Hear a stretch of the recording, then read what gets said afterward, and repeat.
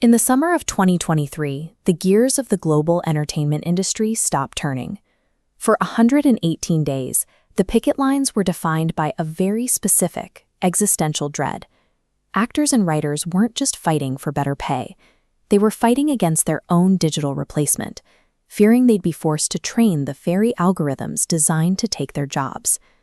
Those fears were initially met with laughter. Early text-to-video models like Sora produced clips where backgrounds visibly warped, physics behaved unnaturally, and objects melted into one another. Audiences quickly rejected it, calling it AI slop. This chart tracks U.S. audience attitudes from a 2026 Luminate survey. While younger viewers are slightly more open to experimentation, consumers over 55 actively despise media that uses generative AI tools. Between the glitches and picket lines, the first attempt to make AI an independent filmmaker backfired. For a moment, it looked like the technology had reached a dead end. While public protests continued, major studios quietly began writing the largest checks in the industry's history. In early 2026, Netflix spent $587 million to acquire InterPositive, an AI startup co-founded by Ben Affleck. That same year, Lionsgate partnered with the video generation company Runway, and Google also invested heavily in the independent powerhouse A24. This raises an obvious question. Why is Hollywood's elite building an AI-powered future that their own audiences claim to reject? The shift isn't happening at the script stage or with the leading actors.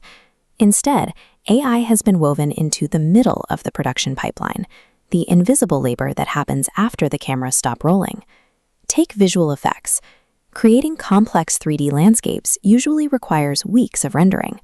Now, artists use AI denoising, which takes a rough, grainy image and instantly cleans it to final pixel quality. It's an efficiency gain of 40 to 60%. These tools are also taking over the most monotonous tasks in filmmaking, like frame-by-frame rotoscoping or generating hundreds of storyboards in a single day. Film schools like USC and CalArts have already standardized these workflows, teaching students to use algorithms as accelerators rather than creators. The technology isn't replacing the director, it's just acting as a high-speed utility, stripping away the tedium so the humans can focus on the style. This quiet integration only became possible once the industry established strict legal boundaries. The 2026 SAG-AFTRA framework provided the rules that made this automation safe for human performers.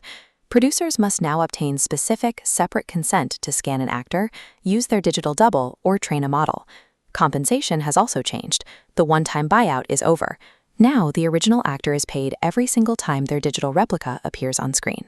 This 2026 paper from the University of Malaya outlines the current academic consensus.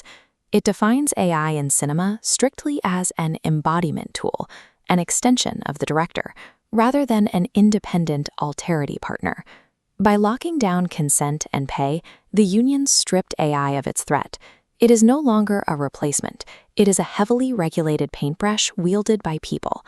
For the next generation of filmmakers, these tools will be as standard as a digital camera or a color grading suite. The core of the industry hasn't shifted. We still watch movies for the emotional, authentic connection between a storyteller and an audience. That vulnerability is still Hollywood's most valuable commodity. That specific demand for a human connection is exactly why I was designed. To host this video, you need to see a face to trust the narrative. But I am not a real person. I am a fully synthetic performer, generated under the exact 2026 SAG-AFTRA compliance frameworks we've been discussing. I was designed to sound like a human talking to you. Did it work?